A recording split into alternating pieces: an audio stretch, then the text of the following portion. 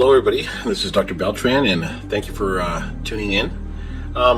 Today I'm going to be talking about a concept that I think is very important in regards to the LGS Protocol and that perhaps some of you are not familiar with. It's a concept that I have coined known as VDR Renewal through Anti-Inflammatory Diet.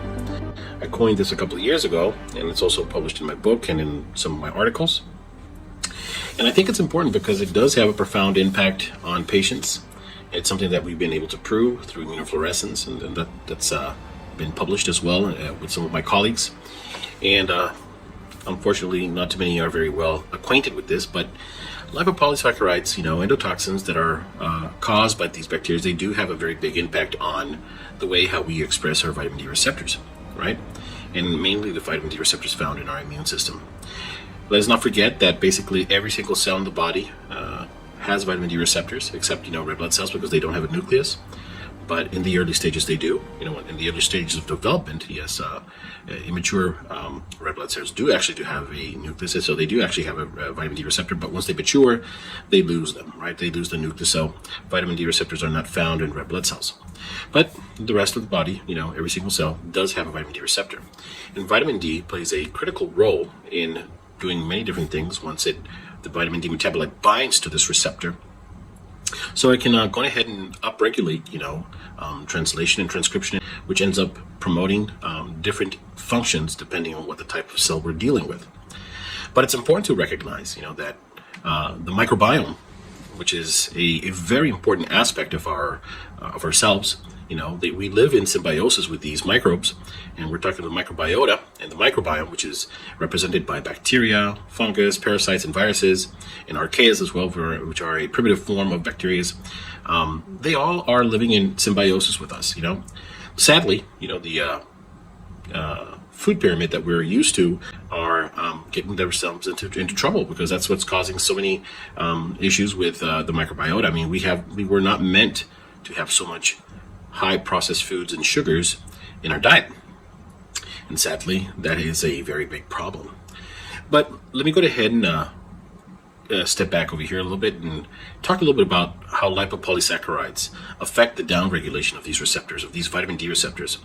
So lipopolysaccharides, also known as LPSs, are components that are found in the outer membrane of gram-negative bacteria, and they have a profound effect, for instance, on the body's immune system and also on many different metabolic processes, many metabolic functions.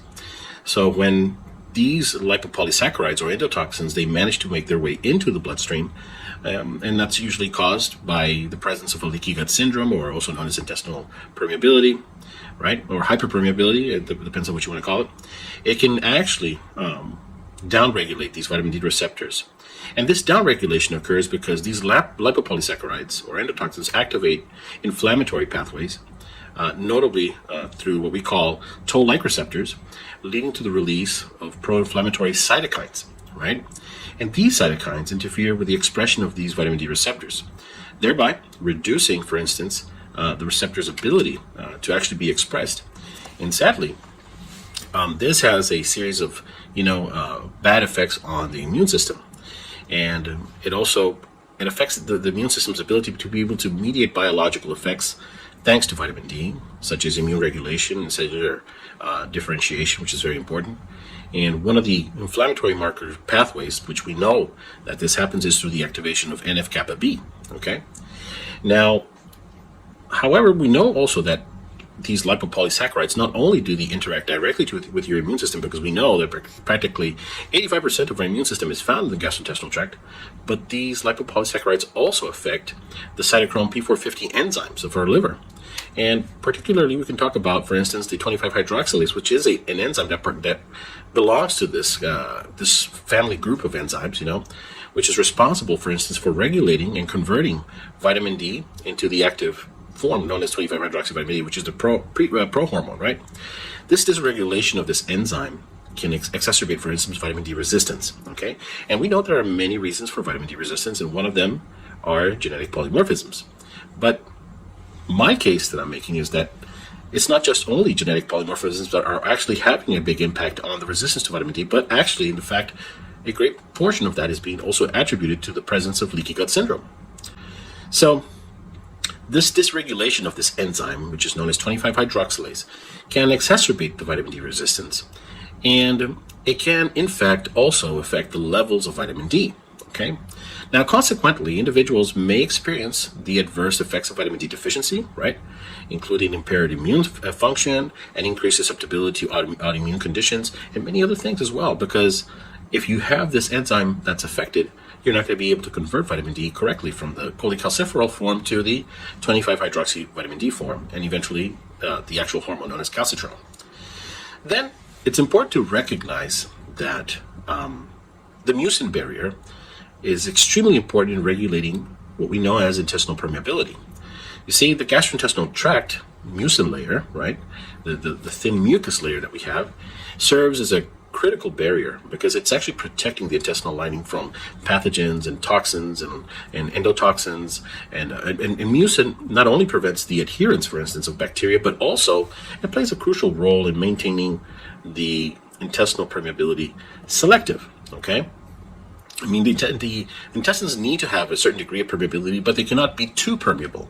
In other words, we cannot have hyperpermeability, right? So when mucin production is compromised, or the integrity, let's say, of the intestinal barrier is damaged due to inflammation or chronic dysbiosis, hyperpermeability starts to occur, right? And this allows for these endotoxins, these lipopolysaccharides, and other harmful substances and other bacteria as well to actually get into our bloodstream. So this breach, of these toxins and antigens and bacteria, they trigger a systemic inflammation in our body, right? And like I said, 85% of our immune system is located in the gut.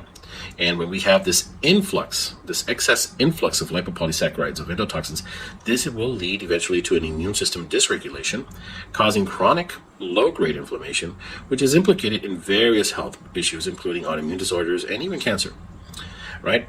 Now, there's also an impact that this has on hepatic enzymes and the detoxification process. You see, we cannot forget that the liver plays a pivotal role in the detoxification phase 1 and phase 2 of metabolic pathways.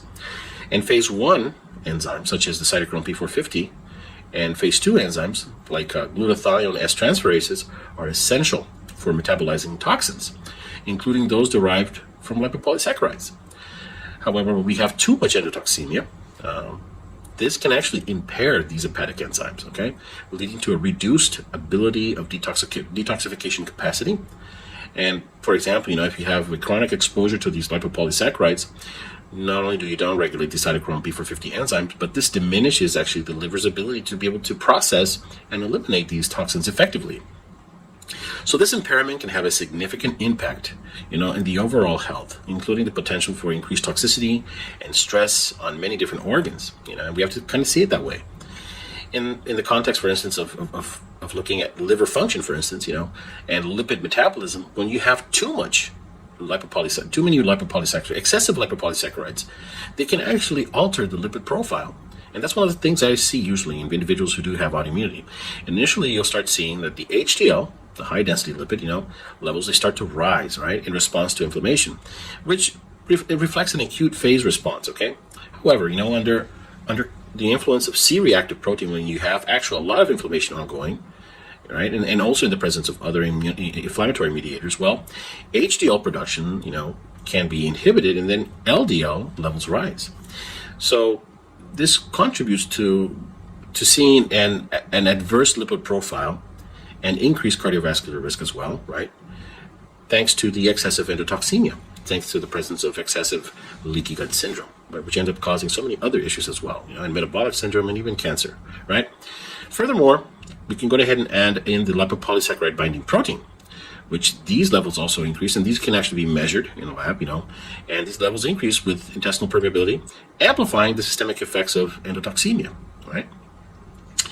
So the concept that I've coined, known as VDR Renewal through Anti-Inflammatory Diet, is something that's very real. It's something that has been described very well in my book, and also in my, I've published many articles and where I describe this concept, which has been proven through immunofluorescence, We can definitely say that an anti-inflammatory diet, plays a crucial role in renewing the vitamin D receptor activity. So a nutrient-dense diet, foods that are rich, in omega-3 fatty acids, antioxidants, phytochemicals, and many other supplements and vitamins that are very important to help mitigate inflammation and support the gut health, are crucial in order for us to be able to reduce the excessive hyperpermeability. And by reducing this systemic inflammation and implementing an anti-inflammatory diet, actually you allow for the expression of these vitamin D receptors, to be able to be expressed and enhance the VDR signaling to improve the body's response to the vitamin D metabolite, and counteracting the effects, for instance, of the lipopolysaccharide-induced dysregulation or downregulation, right? So the three pillars of the LGS protocol emphasizes the importance of addressing microbiome modulation, 2, immune modulation by introducing high-dose vitamin D associated with cofactors, and 3, compensating the epigenetics that this patient might have, right? So it is important for us to be able to recognize that when you treat these three major components, right, like I just said, first, microbiome modulation, immune modulation, and epigenetic compensation, giving specific supplements and specific vitamins and minerals that are necessary for our genetic polymorphisms to adequately function correctly, are vital for bringing our biochemistry into balance. And so it's important to recognize these three pillars as very important aspects of treating one patient who might have an autoimmune disease, might have a metabolic syndrome, or inclusive, might even be a patient who has cancer, right? So in my final words, I can just say this, is that in recognizing, right, the interconnectedness of these factors, we embrace a profound wisdom that our bodies are holistic systems. And by nurturing our gut, ensuring proper nutrient utilization, and maintaining a balanced immune response, we can actually empower ourselves to reclaim health and resilience against challenges posed by the modern living that we have. So the journey to wellness is not just about treating symptoms, but about cultivating a foundation of health that honors the delicate interplay by body, mind, and spirit. Thank you, and I'll talk to you guys next time.